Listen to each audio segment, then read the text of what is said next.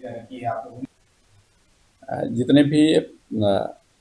नए साल के आयोजक गण हैं उनको लेकर के सभी को एक नोटिस सर्व किया गया है और उनको अवगत कराया गया है कि धारा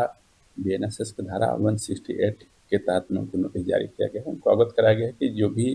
इनके द्वारा कोई आयोजन करते हैं तो उस आयोजन की विस्तृत रूपरेखा संबंधित थाना प्रभारी को दें,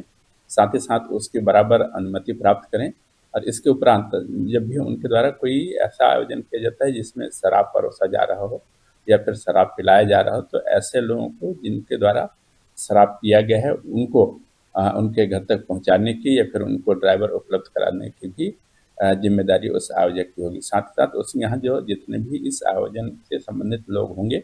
उनका, उनके बाउंसर्स के, उनके स्वयंसेवकों के, सभी के पूर्व से सत्यापित किए जाने के उपरांत ही लगाएं, उनकी सूची थाना प्रभारी को दें ताकि हम लोग समय रहते हुए अगर कोई क्रिमिनल एक्टिविटी का है उसके संबंध में उसको अवगत करा पाएँ और उस कार्यक्रम से उसको अलग रखा जा सके। प्रयास रहेगा कि शांतिपूर्ण तरीके से आयोजन हो और लोग सुरक्षित तरीके से नए साल के आयोजनों में भाग लें।